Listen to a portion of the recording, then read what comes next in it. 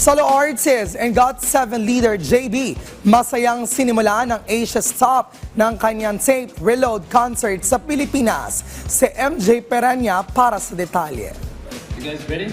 Sinalubong ng malakas na hiyawan ng Korean artist na si JB sa kanyang Manila concert na ginanap kamakailan lang titled Tape Reload. Masaya na nakijam ang fans sa bawat kanta ng singer kung saan pinerform niya ang ilan sa kanyang hit songs tulad ng Crash, Cloud9 at Live-In. At sa unang pagkakataon ay eksklusibo naming nakapanayam si JB. Hello PTV, this is JB from GOT7. Nice to meet you. Dito ay ibinahagi ng singer kung ano ang mga naaalala niya tungkol sa Manila bilang ito ang kanyang pang-apat na beses sa bansa. 기억에는 사실 공연했던 기억밖에 없어요. 여기에서. 그래서 공연을 했을 때 굉장히 재밌게 했었던 기억밖에 없거든요. 그리고 많은 분들이 재밌게 이 함성을 질러주셔가지고 그걸 굉장히 즐기면서 했던 기억이 가득합니다. 그래서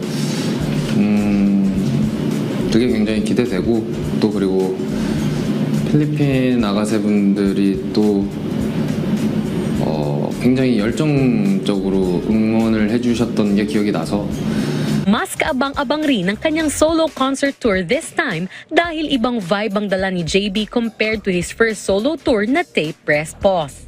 지금은 그 반대인 것 같아요. 조금 더 파워풀하고 섹시한 무대들이 더 많이 있고 재밌게 하는 것들은 조금 약간 그 사이사이에 이렇게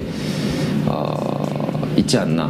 그래서 분위기 자체가 조금 많이 다르지 않나라는 생각을 합니다. 네. Pinainit rin ni JB ang kanyang performance nang magsimula itong ipakita sa fans ang kanyang sexier side, dahilan kung bakit mas lumakas ang sigawan. This year, bilang solo artist ay mas susubukan ni JB ang R&B genre at bilang leader naman ng GOT7 ay iniisip niya kung paano aalagaan ang album na meron ng kanilang grupo. Naturuan din natin si JB ng ilang Filipino words na masaya niyang idinededicate sa kanyang Filipino fans. Mahal kita, my fans. Ang galing nyo, agases. Nag-iwan rin ng mensahe ang South Korean singer-songwriter for all his Filipino agases. 네, 제가 이제 소집 해제를 하고 이렇게 필리핀에 왔는데요. 왠지 더 자주 올 수 있지 않을까. 필리핀에 자주 와서 여러분들께 좋은 노래들 많이 들려드리고 좋은 무대들로 함께 재밌는 시간 많이 만들 수 있게 노력해 보겠습니다. 감사합니다. Si JB ay nag-debut noong 2012 bilang parte ng JJ Project Duo. Matatanda ang last year lang ay inilabas rin niya ang kanyang first full-length solo album na Archive 1 Roadrunner. MJ Perenya para sa Talk Biz.